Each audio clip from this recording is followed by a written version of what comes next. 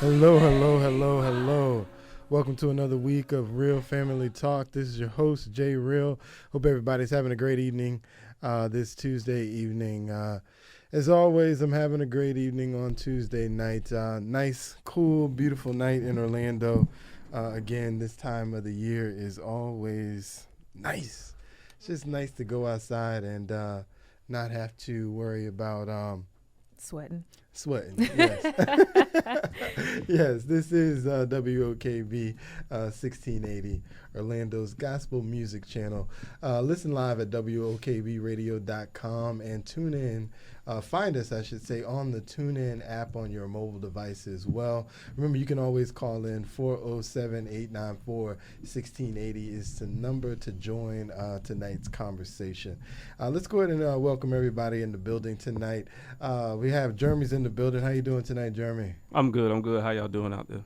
Awesome. Miss McCrae's in the building. Miss McCrae, how you doing, Miss McCrae? Hey, everybody. Blessed. Awesome. Miss Monica, you're here as well. How you doing, Miss Monica? I'm doing great. How y'all doing? Awesome. And as always, on first Tuesdays of the month, Miss Jasmine Burney's in the building. How you doing, Miss Jazz? I am well. How's everyone doing?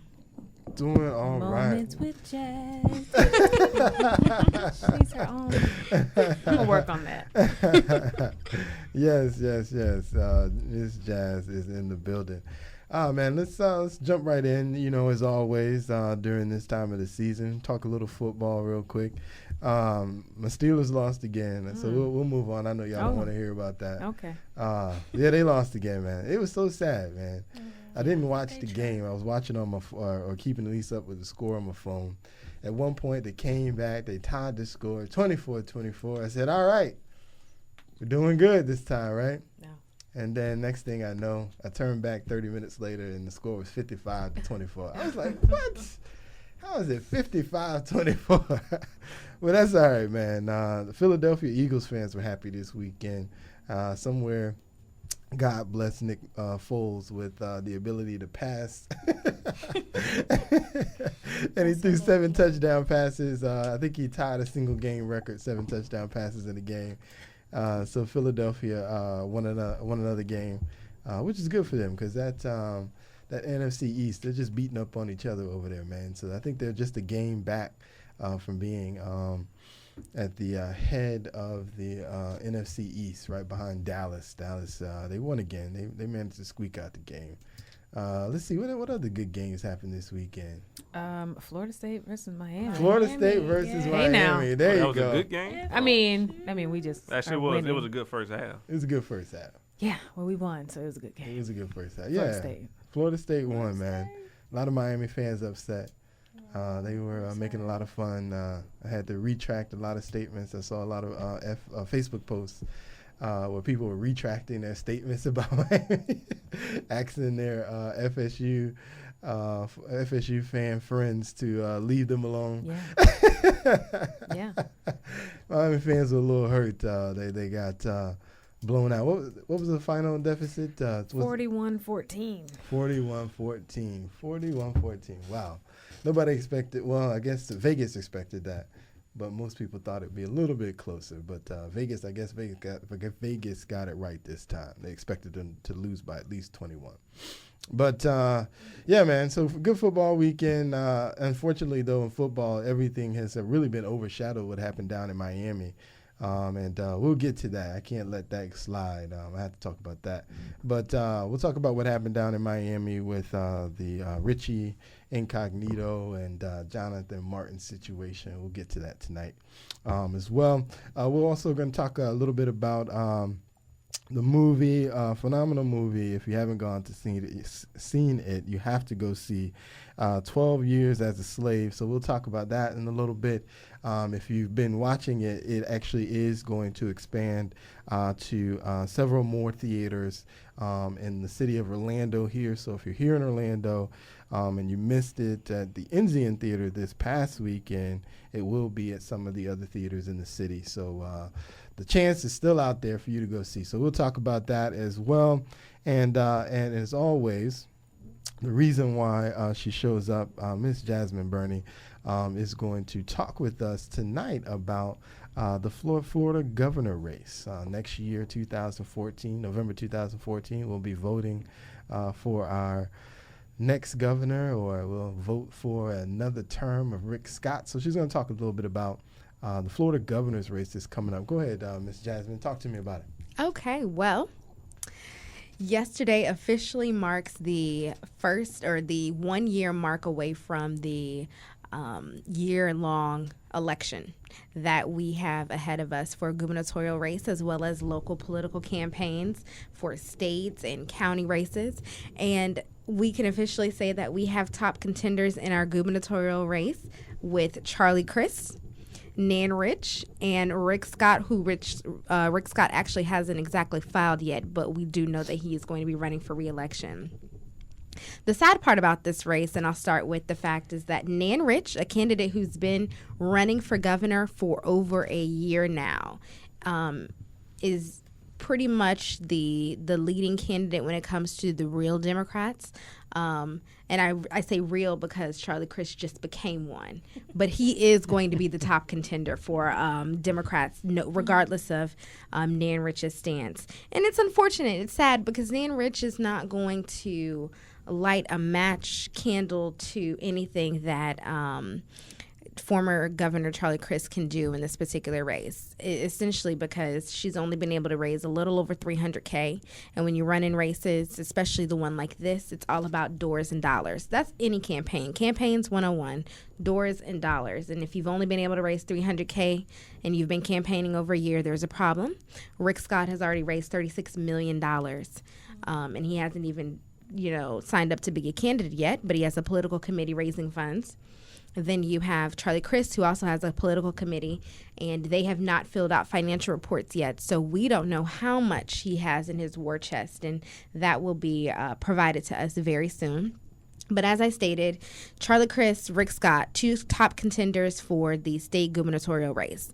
It's simple. We have a former Republican and we have a current Republican. A lot of people say that Charlie Crist was a pretty mild and moderate governor when he initially ran for his first term, and he didn't treat Floridians horribly. Since having Rick Scott in office, we have experienced a lot of hardships, and the hardships we experienced while Charlie Crist was in office were due to a lot of economical issues, some that were out of his control as it relates to the economy, the housing market, things of that nature. But then we have a current governor who has had control over a lot of issues, particularly as it relates to health care, as it relates to abortion laws, as it relates to education laws here in the state of Florida. Our governor has done some things that a lot of citizens would find detrimental and have already found hurtful towards them. Then you have Nan Rich, who has already challenged Governor Charlie Crist to a series of debates, 10 to be exact, throughout the entire state on his stance on issues.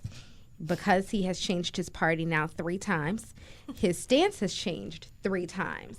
And she wants to know what his real stance is on a lot of the issues. How do you really feel about education? How do you really feel about abortion? How do you really feel about health care? How do you really feel about the economy? Can you secure jobs?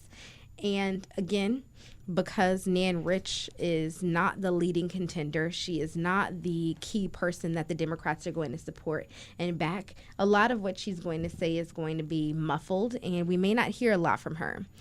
We may not get the opportunity to see that challenge of 10 debates with her because at this point she's considered an irrelevant candidate. Wow.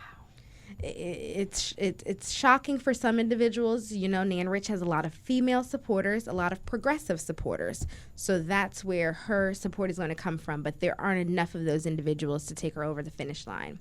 Charlie Crist has the support, the money, the staff, all from President Barack Obama's political campaign and force here in the state of Florida. And President Barack Obama won his race here in the state of Florida. So if he has that sort of machine behind him, it's not going to be an easy race to the finish line. It is going to be difficult, but I do think that it will be a successful run. And if he sticks to a consistent record, we should see a lot of different things change here in the state of Florida. One of those, particularly when he announced yesterday in his hometown of St. Petersburg, he talked about rights restoration for ex-felons who are current or previously incarcerated, or what we like to call returning citizens.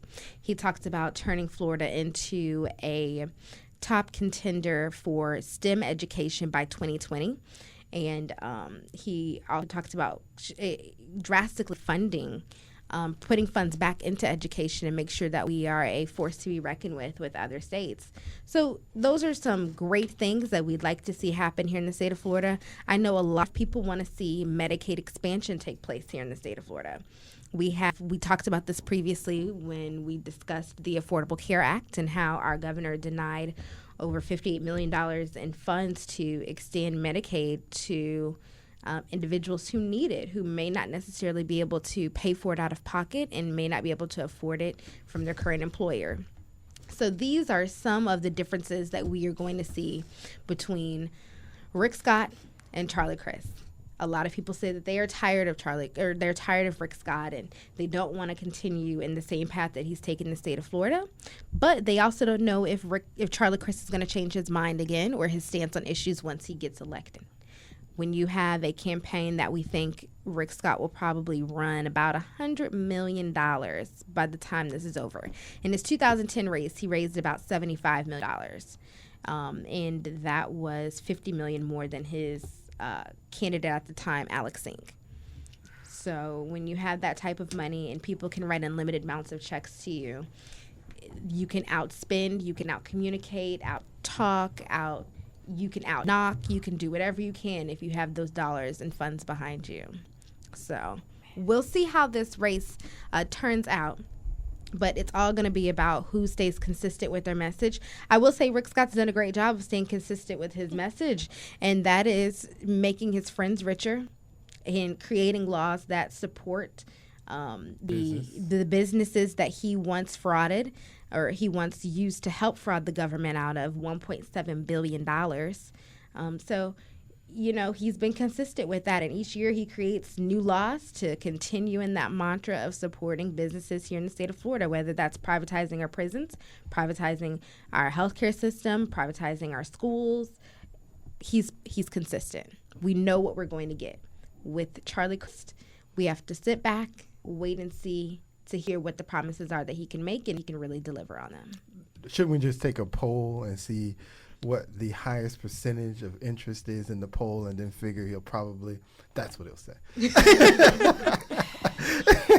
Today, Yeah.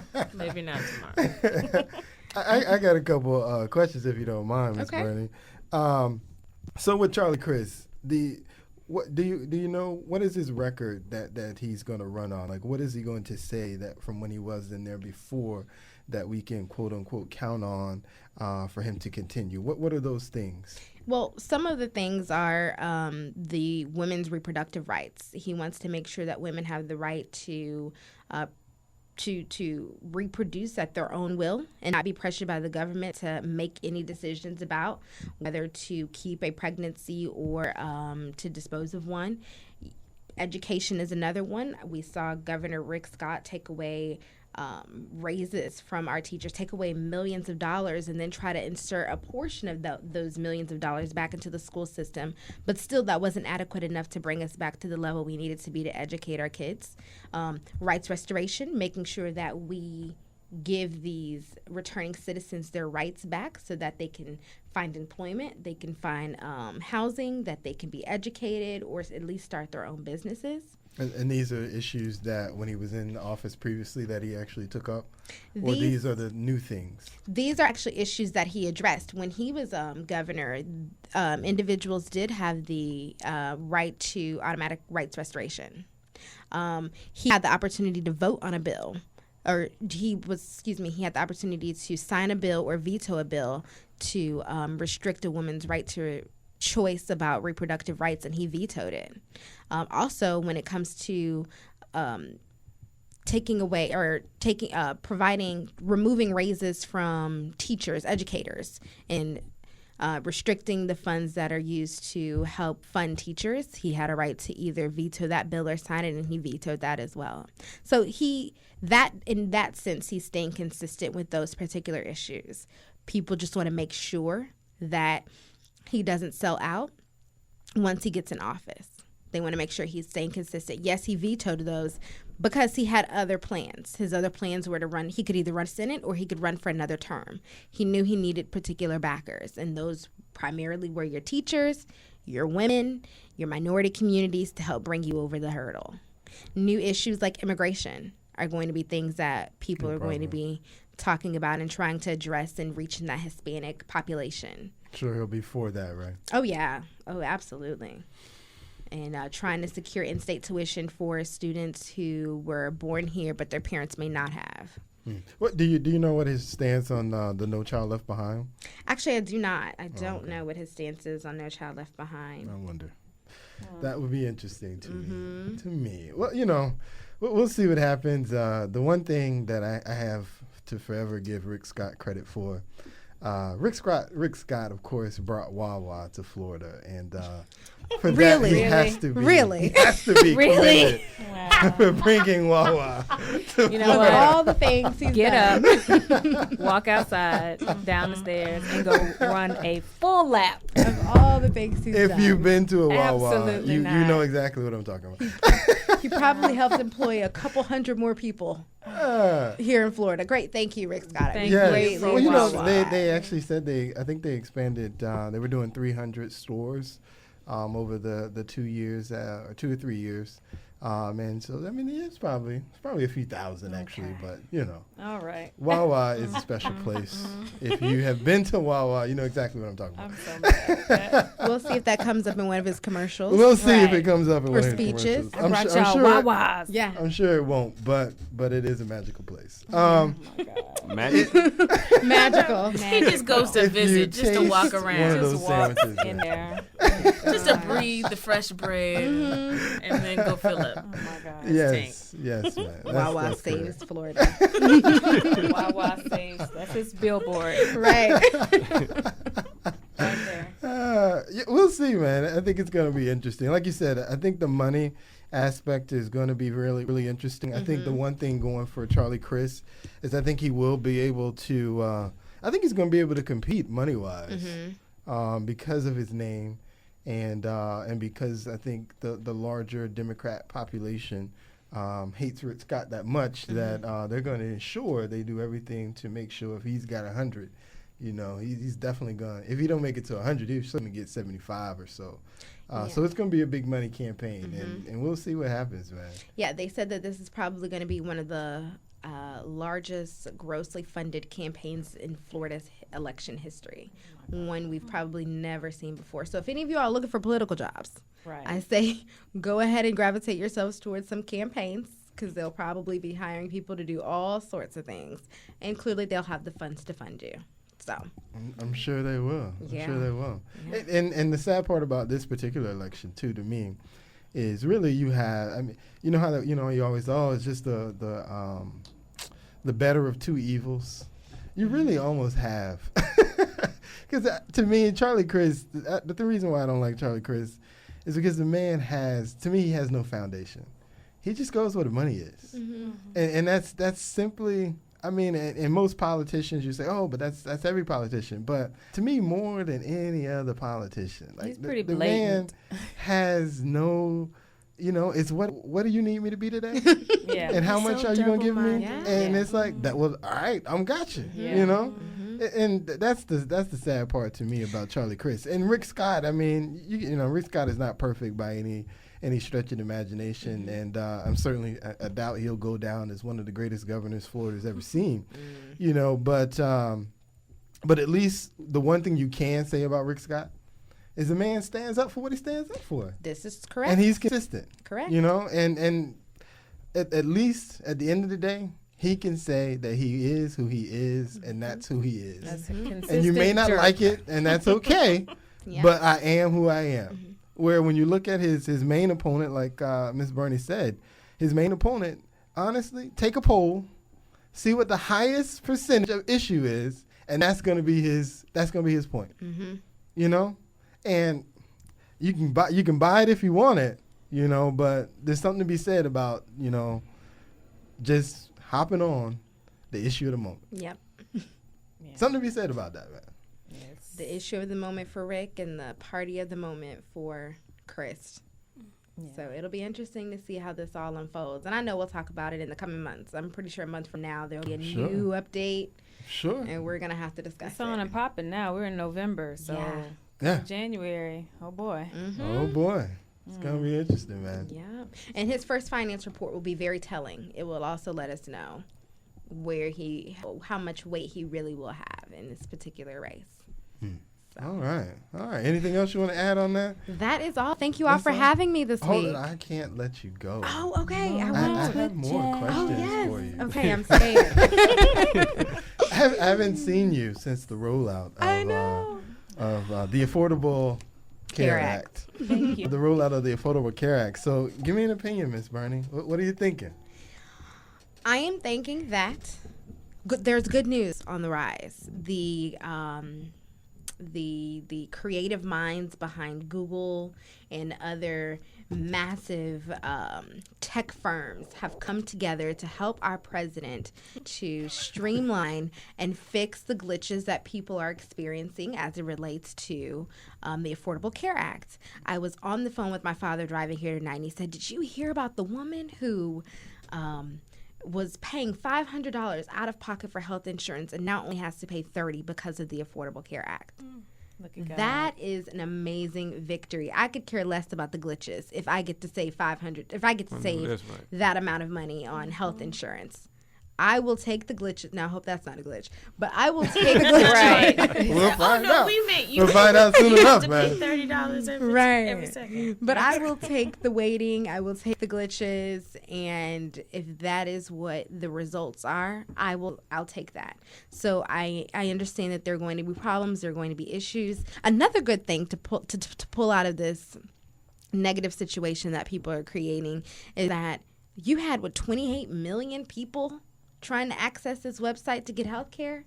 That's a clear indication that there is a need for health insurance, something that a lot of our leaders have said we do not need. We don't need universal health care. Well, there are 28 million people sitting around here who obviously need health care. All right. Okay, I'm going to go real quick. Go ahead. Here he go. I'm listening. Let's be honest. Nobody said we didn't need health care. What they've said is that this particular pathway was not needed. It's not that nobody said they don't need it. They said this particular pathway was not needed. Because just to offer, and I've been telling people, for the last 4 weeks, sign up for healthcare because apparently you can get it for very cheap. But that's the selling point. That is my selling point. But let's be honest here. I mean, it's really not cheap. Because if you don't qualify for these subsidies that they're giving for people, you're really going to end up paying a lot higher costs than what you might have previously been paying. So it's not so much that it's cheap, is that because of the government subsidies that they're paying to insurance companies, it's going to be cheap to you. But somebody's paying, and the cost is actually higher, due to a lot of the different benefits that they added. But and to me, for me, and I think the bigger point of what Republicans are trying to say is, how do you sustain that particular monster? And that it's great because right now it's good and everybody's happy and it's here, but it's not about this year. It's about 2024. It's about 2034. It's about 2044. As this thing gets bigger and bigger and bigger and bigger and bigger, and sustaining that, the subsidies that are being offered in this first, bright and beautiful year, and that's going to be, to me, that's going to be the question. That's going to be the true test, is can it really have its staying power in its current state with, at the end of the day, the only reason why it's really cheaper is because the government is fronting insurance companies, billions and billions of dollars to take on all these new clients. Well, let's think about, though, also how many people or how much I'm paying in taxes for someone who just gets to walk into the emergency room and charges up thousands upon thousands of dollars for health care. Like, that's going to help bring down a lot of the funds that taxpayers are using to go towards that to supplement other areas, like going towards this particular healthcare program. But let's also think about other subsidized programs like housing or food stamps. Those were probably some of the same questions people asked when they were first implemented. How do we continue this for years to come? And the number just keeps on growing and growing and growing. How do we continue to pay for these programs? Well, they've been figuring it out so far. Have they? We're $1 trillion in deficit. Well, we are in deficit. $17 trillion in debt. So have they been figuring it out? They've been. They've been making it happen. They're making it happen, but there haven't been any compromises. There haven't been compromises in order to figure it out. Yeah. It was, and that's not the only place where our debt has come from. Yeah. Well, I mean, think about that's true. The military. Right. That's very true. There's a huge restructuring that can occur.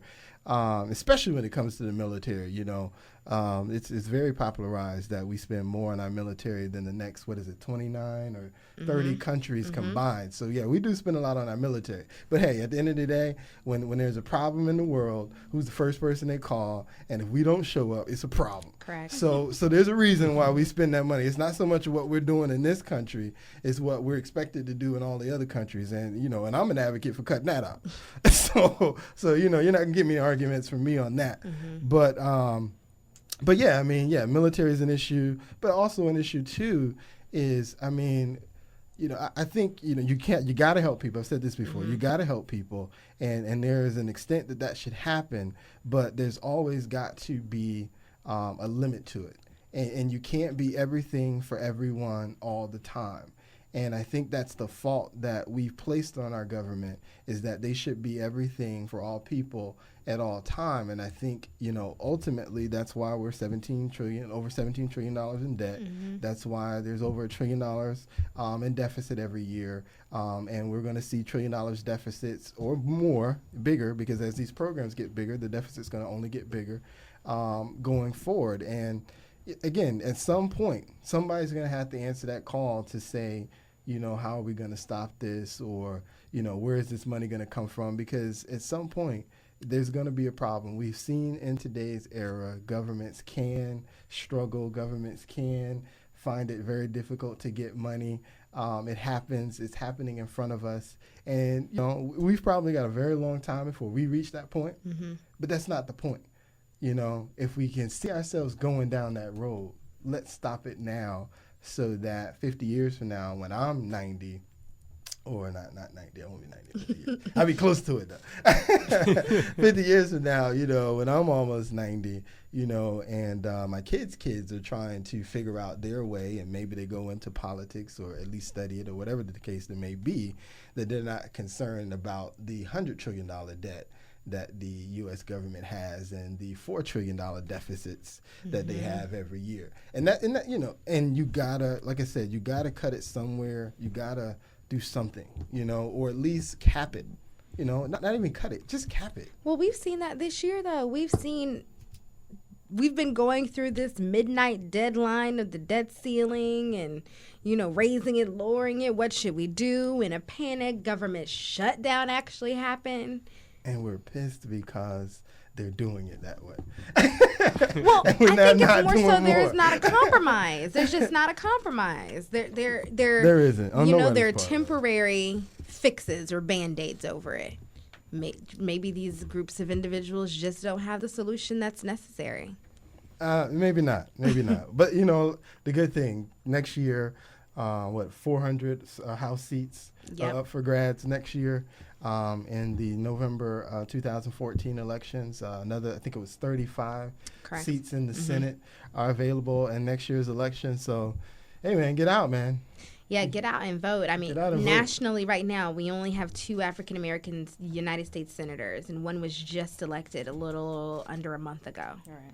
Cory Booker, the first in the state of New Jersey, right? That is correct. And there will be more firsts nationally as time moves forward, but voting is the key premises to all of this. I don't care what you do and how you do it. vote in every single election. We had an election here today in the state of Florida.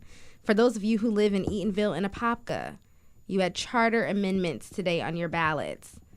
So there was an election. A lot of people didn't know that. But we will see how the next year moves forward, and we'll go from there. Yeah. And can I just make one plea? Can a black Republican get a chance, somebody? You know, actually, there's a black Republican in a House race running against Linda Stewart in a local race here in Orlando right now. He's already raised $44,000, so he's showing that he can be a contender up against Linda Stewart, who I don't think has raised much money, much meaning probably less than $10,000 already. What's this person's name? Mac, I will get the name. Get the name. But he goes There you by go, J. Mo. Real. Go find him. He goes by Mo something. I'm gonna find the name and I'm gonna get it for you. I'm gonna find the article and I'll send it to you. But the district that he's running in, there is a pretty large population of African Americans who live in that district. It's in the Orange Blossom Trail district where the Experience Christian Center is located at. That area is where he will have a lot of representatives, but not a lot of likely voters. Yeah, exactly. So, I was gonna say if that was his district. Yeah. J. Real's new best like friend. I said, you know, he's a black guy. He's running for president. Senate. Sorry. Right. Give him a chance. Give him a chance based on the fact that again, not every black Republican is evil people. Correct. They're not all. They don't all go to the extreme, if you will. I know Allen West is probably the most popular black Republican in the state of Florida, and I think some of his fault is the fact that he always does go to that extreme. He takes you right there to the edge. Yeah. And unfortunately, you can't do that as a black Republican. Yeah. Well, Democrats can, but that's another issue. But you can't do that as a black Republican. You got to stay right there in the middle. So. But check him out. We'll have to definitely get his name and give him a shout out here. Yeah, I'll make sure I get it to you before we leave. Jimmy will find Please him. do. Jimmy will find him. Hey, brother, you're doing good things. Yes, tweet tonight. Right. Oh man! All right, right man. now. We'll keep it moving here. We appreciate you always, as always, there, Miss Burney, Of for course. stopping by. 407-894-1680 is the number. 407-894-1680 is the number. Hey, if you can give me a call if you know who this gentleman, the black Republican running for Florida Senate, right? You say? No. For Florida House. Florida House. I'm sorry, Florida House. Give me a call. Let me know. Let's keep it moving here. I think I just. Did you find him? Mac Bernard. Look at see. Is it Look at Mac that. Bernard? Under 30 seconds, ladies and gentlemen. That's not the right name. That's not the right name. No. All right. So anyway, Still let's searching. keep it moving. I wanted to talk a little bit about this film, 12 Years as a Slave. If you haven't seen the film, like I said, it's going to be going.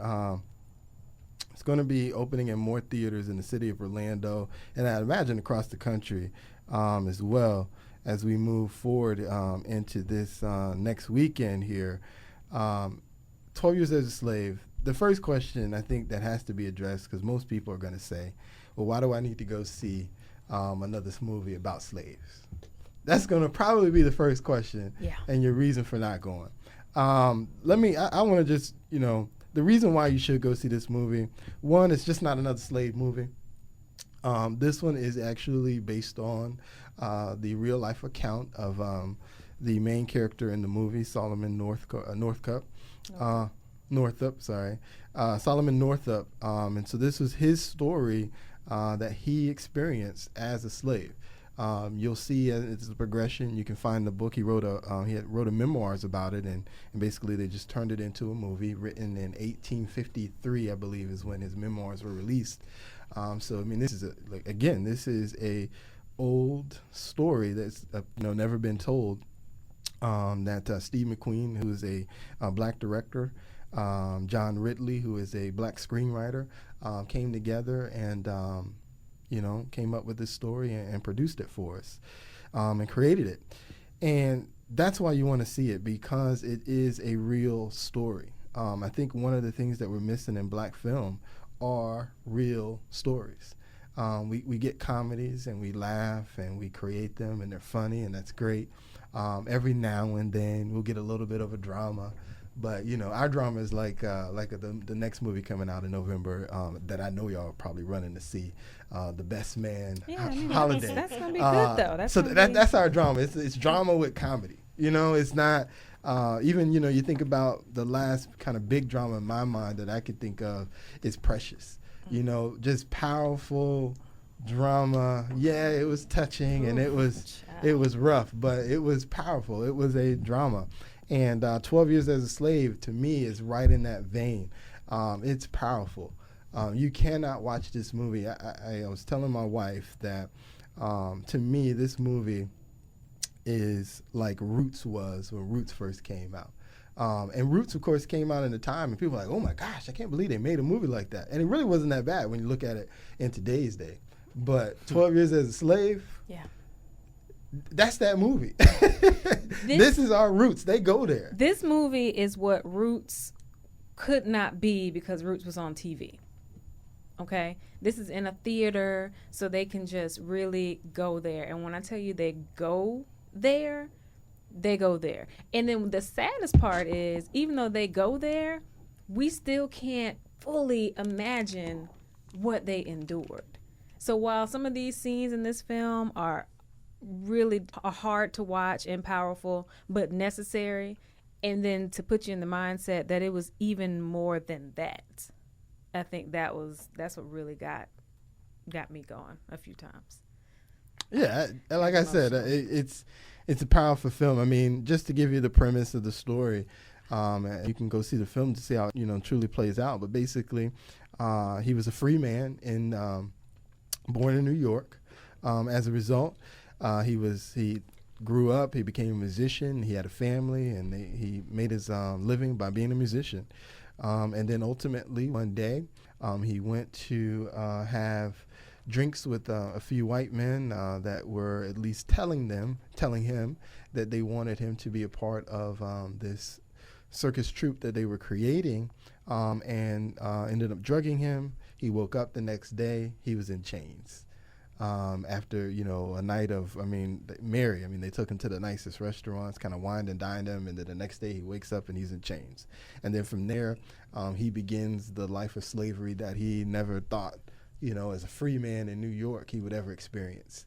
And he goes through that life, and they take you on that ride, what that life is really like for people in that particular time frame, at least in his particular situation. And he travels from 2 or 3 different plantations, and the experience that he had on those 2 or 3 different plantations, all the way up until the point where he finally is able to get messages back to his people in New York, who actually come down and through the legal court system prove finally that he was no slave. He was a free man, and he gets his life back. And then really changes him and puts him on a whole new course as to where he was, because he actually ended up participating in the Underground Railroad. After that experience, he ended up becoming a lecturer about the ills of slavery for people as well. And sort of, like I said, kind of changed him into an advocate that he was not before he went through that particular experience. Did you want to say something, sir? You looked like you had a comment. Are you going to tell the whole movie? I didn't tell you the movie. I told you the story, yeah. which is in a book that you can go read. Well, are you going to tell the whole story? No, but what he's telling is everybody should know that. Like, that part isn't a secret. You can go on Wikipedia why right now. Should we know that? Because if you, like I said, if you just listen, if you go online even to read the synopsis of what the movie is, you'll find all that out. So No, I'm not telling you anything. When I want to go see a movie, I don't watch nothing. I'm not telling you anything that isn't already out there and readily available. 407-894-1680 is the number. Like I said, this past weekend it was only at the Enzian Theater here in Orlando, and I think it was sold out, I believe, all weekend long. Mm-hmm. Obviously, if you know anything about the Enzian Theater, we're not talking about a 500 to 600 seat theater, but nonetheless, a lot of people went to see it. What was interesting to me on the night I went is really there was sort of almost 50-50 in the crowd. as far as the blacks and then whites that also came out to see it, which kind of surprised me because like I said, the Enzian Theater is one of those small places you got to know about it to go. You just don't go to the Enzian Theater. You say, Miss Monica, you don't even know where? No, I don't know where it is, actually. She said she's been here all her life. She don't even know where it is. No. Well, 15 years, but I still don't know where it is. Yeah, but yeah, it's one of those places where you got to know where it is to go. But nonetheless, powerful film. I encourage you to go see it this weekend when it expands to several other different theaters. I truly believe, like I said, this is one of those must-see films so that you really get to experience and understand and see. It's a great story at the end of the day. Awesome story. The production, great. The directing, great. The acting, great. Even from obviously the lead character, and I won't butcher his name. Chiwetel Ejiofor. See, Miss McCrae. I'm the film girl. That's not how you pronounce it. That is how you say his name. Well, there you go. Say it one more time for Miss McCrae. Chiwetel Ejiofor. Okay, I won't even attempt that. But he was powerful. We just call him Chewy. He was powerful in the film. Even the white actors who were playing the slave masters and the slave traders, a lot of them, I mean, excellent. You certainly felt felt the emotion that probably anyone would have felt as they played those characters and watched how they treated the other characters in the film. I mean, how much was a stretch was it? Oh, what? It's like every young black man getting a chance to play an NBA player in a movie. I think you'll go all out if you get that opportunity. Well, not really big. I think it's sort of when you talk about a dramatic part like that, though, you don't know that life, so you really have to go delve deep and bring something out of you that. I don't know. I'm not talking about that aspect of it. I mean, of course, there's research, but how much research you need to whoop some tail? That's all I'm trying to say. No, it's not. Are you talking about the slave masters? Yes. Oh no. Well, it's not. It's not so much the research you need to whoop and tail. It's the emotions and it's the attitude that you have to tap into because, we'll just say for the average, certainly for the average white person, the emotions that those slave masters would have felt when they were, having their slaves and controlling their slaves, for the average white person today, that is an emotion that they don't carry and a burden that they don't aspire to even want to know what that experience is like. Don't look at me like that, brother. We're going to give them the benefit of the doubt. Look at you like what? To me, in my mind, okay, yes, you're right. There's probably some out there who still hold all of those emotions and are upset that they can't express them on a daily basis. I get that. But for your average, I'm just saying. That was your suggestion. But that's okay. I didn't say that. but for the average white person, that is not their intentions. And so to really be able to tap into that and really bring that across convincingly does, I think, take some introspective nature that, again, phenomenal job all around from everybody involved in the film. And I just, like I said, you should go see this film. It's not just another slavery movie about slavery. It is a man's real story, number one. And two, you've never seen a film, in my opinion, that will touch you in any way that the way that this film, I think, will touch anybody that goes to see it. Yeah. And again, if I will give you this warning. If you kind of get angry and upset at the image of violence against black folks, then yeah, you probably need to stay home and watch it when it come on DVD. But if you can go out and appreciate a good movie and a great story at the end of the day, it is a great story of triumph and perseverance. And if you can't be inspired by the triumph and perseverance that Solomon Northup had in order to be able to endure the things that he saw coming from, essentially a life that we have today. That's what he came from. He came from our life. He was a free man. He played the violin in the movie, and he was a free man. His family did well. His family did well. Worked. They had a house. They weren't struggling for money. They were. You know, he was respected in the community by white folks. Yeah, everybody. You know, he lived our life. If you will, in 1841, but he was living our life in New York. And then they took him and gave him a life he never imagined. So great, powerful. Go ahead, Ms. McCray. As far as from a film perspective, I'll get to the film geeks like me. Steve McQueen, who is a British director, this is only his third movie, and now he's to the point where he could possibly be nominated for Best Director, which could be a first. There's never been a black Best Director to win an Oscar. So it's sad, but that's the way it is. So on his third film, he could possibly be nominated. Second part to that, Michael Fassbender is the slave master that you were talking about. He uses him in all three of his films. He is great.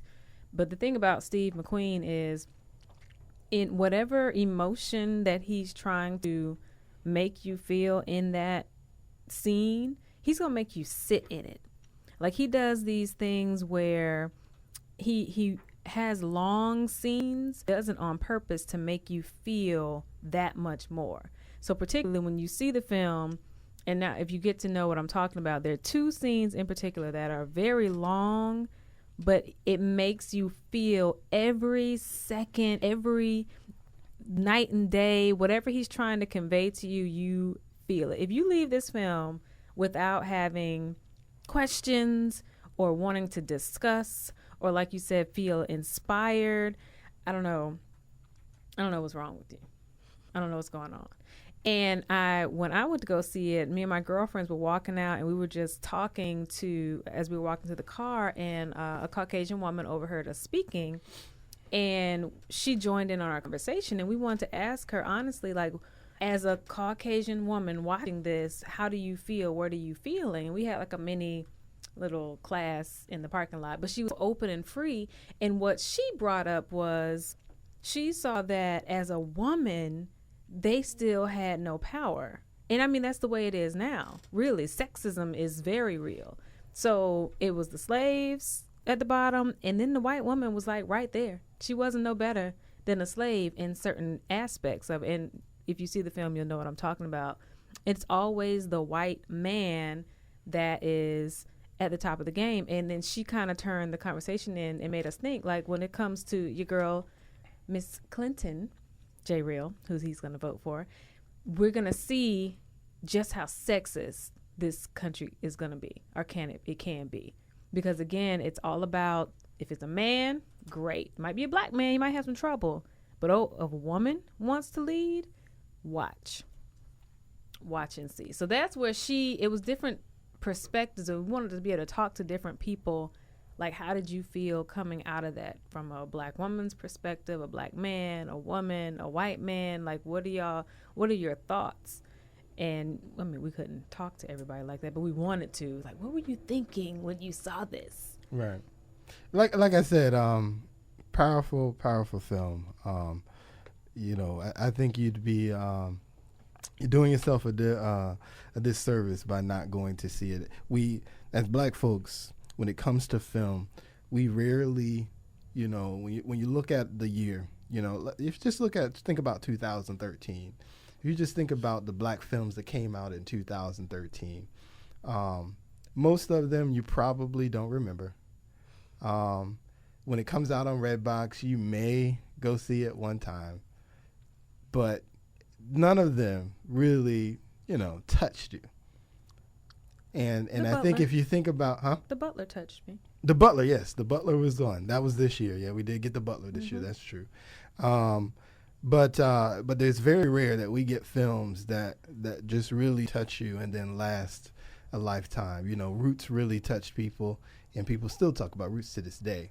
And I think once people really get an opportunity to see 12 Years as a Slave, I think this will also be one of those impactful films that will touch people for years to come. And so I know Miss Monica's already told me she don't need to go see no slave movie, but No, your summary was just so touching that I feel like I have seen it. It's more than that, Miss Monica. And you can tell me the whole story. It's more than that. I encourage you to tell me the entire story, and then I will feel as though I have seen the movie, and I won't need to go because I need my spirit to stay pure. And if I go to a movie like that, I'm not gonna be in a good place. But I like that. That's a real honest thing, because a lot of people, and especially people of our previous generations, they don't even like watching this stuff.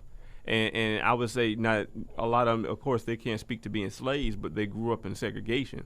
A lot of them in the Deep South, so a lot of times they don't even want to take their mind back to that era, because it brings up too many past memories. I mean, I know my mom was one; she doesn't like seeing stuff like this. She's like, I don't need no movie reminding me of what I went through, and that's just the honest truth. And I mean, what can I say? Like, no, Mama, you need to know. I'm good. and even at my age, I have experienced some blatant racism in college. You got another, and so it ain't for me. So that's all. You can tell me the summary, and I will thoroughly enjoy hearing it. All right, man. 12 Years as a Slave, man. It's wide release, at least in our city in Orlando here, and I'm sure it's going to be the same way in cities across the nation, man. Check it out. Like I said, I think you ought to definitely go see it. Before I get out of here, though, go ahead. PBS also, I mean, since we're on it, they're running this series, I think it's a 6-part series called African Americans by Many Rivers, or African American Lives on PBS. Please check that out too. Just on some history, knowing our history as much as we can get, watch it. This today marks the 3rd episode, so you can go back on pbs.com or .org and watch the first 2 African American Lives, what they're called. Watch them, learn, understand, and we can move forward. Yes. Definitely. And before I get out of here, like I said, wanted to bring up what happened in Miami with Jonathan McKnight and Richie Incognito. For those that don't know, Jonathan McKnight and Richie Incognito are both offensive linemen for the Miami Dolphins. And Jonathan Martin, who's a black gentleman, Richie Incognito, who is a white gentleman. He is a second-year player on the team, and as they do in football, they perform different hazing events to the younger players, sort of the rite of passage, they call it. And in Richie Incognito's particular situation, he was, I guess some people say it's hazing, other people say he crossed the line, but he was somehow, at least in Jonathan McKnight's mind, or Martin's mind, he was crossing the line. They did play today a voicemail that he sent, where basically he referred to Jonathan Martin. Again, Richie Incognito is a white guy, Jonathan Martin is a black guy, and he referred to him as a Negro, not in so polite words though. Half Negro. Half Negro. Sorry, that's right. It's written. Yeah. He referred to with several explicitives. Words. He told him basically told him he'd slap his mama. He told him he'd kill him, and a lot of other things that I certainly cannot say on the radio here tonight. And so as a result, Richie Incognito has been suspended from the team. Jonathan Martin is still away from the team. And what's really interesting about this story, to me, the thing that interests me is when they were talking to the other players on the team, most of them were defending Richie Incognito, even knowing the comments that were said by him against Jonathan Martin. And I was listening to a lot of dialogue today on sports radio, listening to former football players talk about the situation. And, it's interesting how they say at the end of the day, what football players really, really care about is knowing that they have a guy on the team that will go in the trenches with them and be the rough and tough guy that's going to be needed in order to make sure that football game is won. And so regardless of, who he is, what he might say, if he's that guy, then they're good. And for all intents and purposes, Richie Incognito apparently is that guy. He is that guy that's going to go in the trenches with you and fight to the end And clearly Jonathan Martin, I'm not saying he isn't the guy, but at least the perception is based on his leaving the team under the circumstances, he would at least be considered not the guy at the moment anyway. And so they'd rather have Incognito, black players we're talking about too. They'd rather have Richard Incognito, who, is, calling this other guy a half Negro and all kind of other names. But they'd rather have that guy on the team. I think it's one of them things. Well, obviously, football is a very violent sport, and when it comes down to it, at the end of the day, I mean, for all intents and purposes, they're putting their life on the line every day, or every Sunday, I should say, or Saturday, or whatever the game is played. And I can kind of understand how they would say that. You want a warrior in there with you. I mean, on the field at least. I'm with you, but do you want a warrior that has no problem calling you a Negro? On the field, I don't think you care. If we're, I mean, let's just be, let's say we're at war, and I'm not equating football to war, but when they're on the field, that's what they feel like. That's their mentality, I should say, against the other team. The guy next to you, do you care what he calling you? As long as he's shooting with you and helping you protect your life? But who's to say that he really will? I mean, at the point in time where you need that block the most, he might be like, I ain't gonna block that Negro. No, on that football field, you ain't got to worry about that. Well, you think you don't have to worry about it. You hope you don't I'm pretty sure you don't. I mean, the guy went to the Pro Bowl, so he obviously blocking. And right. Ain't no white running backs in Miami. There are no white running backs. So I mean, here's my thing. When I think about the situation, it goes back to me, how in today's society, just that word, it almost really means nothing anymore to the average young person. It means absolutely nothing. It's just another word. And so, to hear other people say it, it's just like, yeah, whatever. At the end of the day, I know he cool with me. It's not even the first time we've seen this happen this season. I mean, we had right at the beginning of the season with the Philadelphia Eagles and Riley Cooper, when he went off on his Negro spat, how he's going to kill all the Negroes and kill all the Negroes this and all of this Negroes that. And his football team did the same thing. The black players came right out. Hey, man, I'm cool with him. I understand where he comes from. I've been in the trenches with him and da-da-da-da-da-da. It's just that society. To me, it's sad. It's sad that you can get away with that, to me. That's sad to me. I don't think you... That's sad. I mean, to me. from an overall perspective, he's not going to get away with it. But like I said, in that locker room, on the field, that's what I'm talking about, though. I'm talking about in that locker room. Yeah, it's sad to me that he can get away with that in that locker room. They don't care. That's the problem. They were getting away with it in the 70s. You don't think the brothers getting? I mean, come on, let's be real now. In the 60s. I think the difference is what I'm saying in the locker room.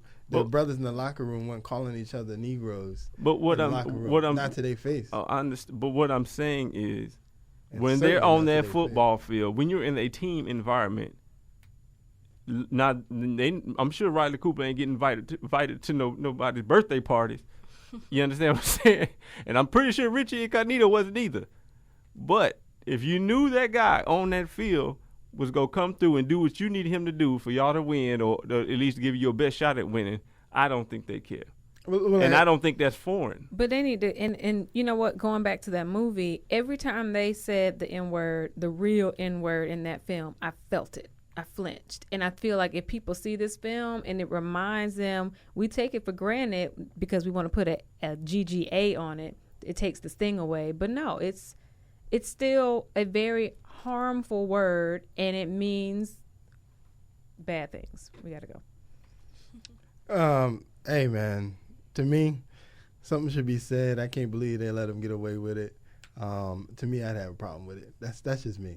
Football or not, I'd have a problem with that, and it surprises me that they don't. Straight up. We want to thank you for listening to the program tonight. Tune in next week, 9 p.m. We'll be here. This is your host, Jay Real. This is Gospel 1680 WOKB, Orlando's gospel music channel. Listen to us at WOKBradio.com. Tune in on your mobile app at TuneIn. See you next week. WOKB, Winter Garden, Orlando. Gospel 1680 WOKP. It's 9 o'clock. Well, no, not anymore. That was 9 o'clock with J. Real and Company. I'm excited. We get ready to get into it at this 10 o'clock hour. Dear Jesus, you have my praise. Right here. Here's Rodney Posey.